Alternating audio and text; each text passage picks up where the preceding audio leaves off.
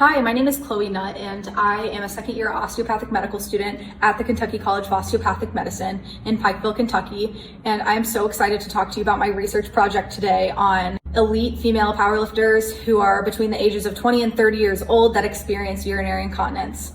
This has been such a hot topic within the powerlifting community within recent years due to its visibility. Whenever girls go out and compete on a platform and they experience urinary incontinence, it's noticeable. Current studies have utilized survey methodology only, and thus there is a severe lack of clinical information on this topic. So to determine whether urinary incontinence, which we'll call UI at this point, in elite female powerlifters is correlated with any musculoskeletal diagnoses, osteopathic manipulative medicine techniques alongside incontinence severity index scores were used to evaluate participants.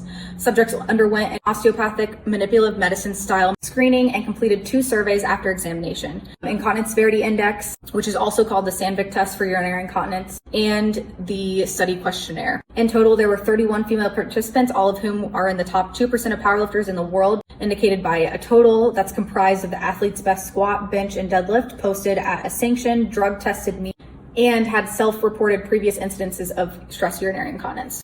Exclusion criteria included history of surgery with general anesthesia within 3 months prior to enrollment, a history of pregnancy for 20 weeks or more, or a history of childbirth. The average participant in this study was 24.32 years old at the time of exam, 62.91 inches tall, and had a best total of 470.15 kilograms.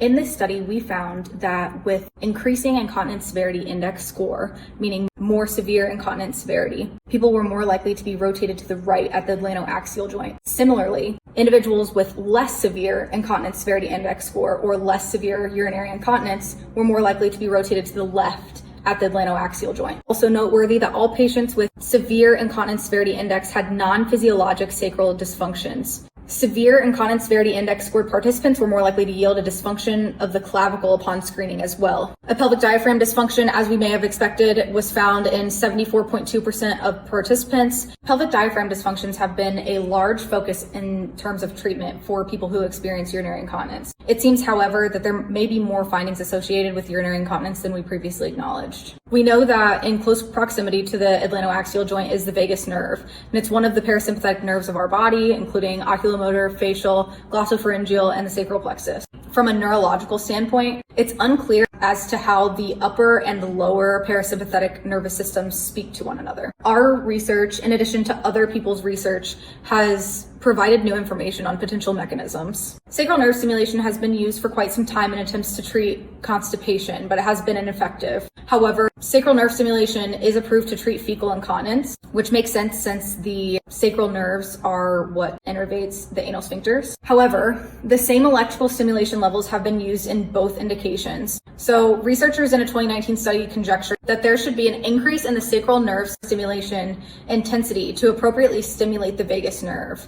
And in applying this method in rats with opioid-induced constipation, they did see improvement in motility of the distal colon system. And given that the colon is innervated by the vagus nerve, lets us know that the sacral nerve and the vagus systems had to have gotten some kind of feedback from each other. More research is required to determine if the sacral plexus may impact the vagus nerve in humans, but given the results of our study, it is definitely something worth looking into. Another study that is implicated in our results was that a 2023 study found that the vagus nerves in humans actually contain sympathetic efferent fibers that are present further caudally on the right side than the left.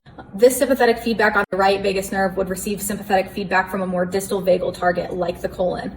This explains one mechanism in which the vagus nerve can communicate with the lower autonomic system as it pertains to the waste removal from the body. Disruption of the communication then could result in an increase in incontinence severity as seen in our study results. Given these potential mechanisms, it is plausible then that the hypertonicity at the adlenoaxial joint on the right could impact the functionality of the right vagus nerve and its communication with the sympathetic system and the sacral plexus. The presence of non-physiologic sacral dysfunctions in lifters with severe urinary incontinence only may be a cause of exacerbated urinary dysfunction due to the potential impact of the parasympathetic innervation to the bladder and maybe its communication with the vagus nerve.